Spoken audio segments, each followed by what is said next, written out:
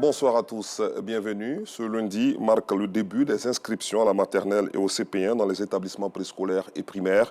Dans certaines écoles des communes d'Abobo et de Cocody, il y a une forte affluence de parents d'élèves, tandis que les inscriptions se font rares dans d'autres occasions. Pour les responsables de ces établissements, de lancer un appel aux parents au micro de Assita Diarra et Gilles Tonia. Tôt ce matin, les parents d'élèves ont pris d'assaut les écoles maternelles et primaires dans le but d'inscrire leurs enfants dans le cadre de la rentrée académique 2024-2025. Dans la commune d'Abobo, au sein du groupe scolaire d'excellence Children of Africa, leur aide à la vérification des dossiers. Comme toutes les années, le premier jour, nous assistons à une affluence des parents. Tous souhaitent que les enfants soient au groupe scolaire d'excellence.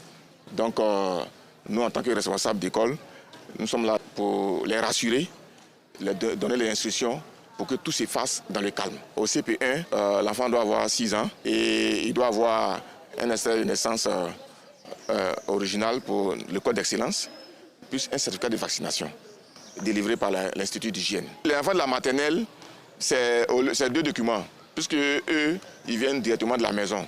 Donc c'est l'extrait de naissance plus un certificat de vaccination. Ici, l'affluence des parents dans cette école se justifie par la qualité des cours dispensés. Nous sommes ici depuis 5 heures. C'est une école d'excellence. Donc vraiment, on reste ici à l'école. Donc pour cela, il y a des sacrifices à faire. C'est une école d'excellence. Puis le cadre, il est beau. Donc c'est normal pour nous, parents, de recourir aux meilleures structures pour pouvoir encadrer nos enfants.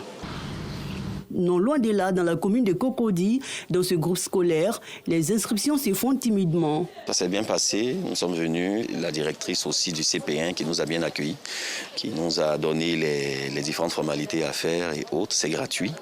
Et puis on a procédé à l'inscription de l'enfant et on attend tranquillement la rentrée des classes le 9 septembre. On reçoit les dossiers et on les inscrit. Il y a des parents qui quittent ailleurs, qui viennent, ils sont très nombreux. Mais comme ceux d'ici sont prioritaires, on ne peut pas encore les prendre. Puisqu'on nous a donné un nombre qu'on doit respecter au CP1 cette année. On ne doit pas dépasser. L'inspecteur nous a dit de prendre 50 élèves au CP1. Toujours dans la commune de Cocody, dans cet établissement scolaire, les parents d'élèves se font rares ce premier jour d'inscription. Nous avons commencé les inscriptions, mais vous voyez, c'est un peu timide. Comme c'est le premier jour ici. Nous avons l'habitude de venir à la rentrée, mais je profite de votre micro pour lancer l'appel aux parents qui viennent s'inscrire. Parce que le 9, je démarre. Et le 9, je n'aurai pas le temps de faire l'inscription. C'est pour travailler. Donc j'attends les parents. Depuis ce lundi 2 septembre, les inscriptions des élèves de la maternelle et du cours préparatoire 1, CP, prendront fin le vendredi 6 septembre 2024. Parlons transport à présent, inauguré le 30 août dernier par le vice-président ivoirien.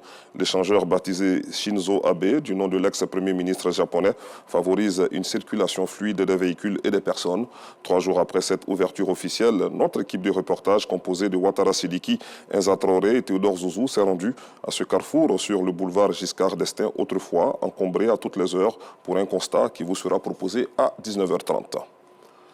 Dans l'actualité nationale également, après plus d'une semaine de pause, l'opération de déménagement de l'ancienne casse d'Abobo Anador va reprendre demain mardi.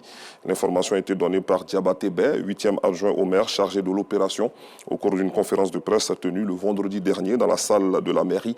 Cette opération, selon l'élu local, va s'étendre sur 3 jours successifs.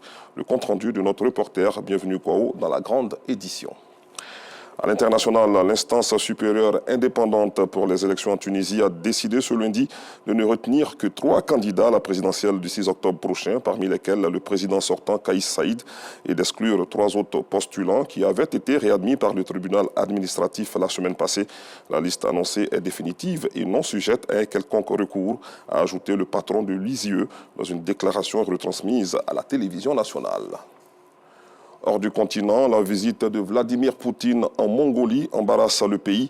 La nation des steppes est le premier membre de la Cour pénale internationale dans lequel le président russe se rendra dès demain, mardi, depuis l'émission d'un mandat d'arrêt de la juridiction à son encontre en mars 2023. Le risque d'arrestation est plus que faible, la visite étant annoncée officiellement par le gouvernement mongol qui se place ainsi en contradiction avec ses obligations en tant que signataire du traité de Rome. Je vous retrouve à 19h30.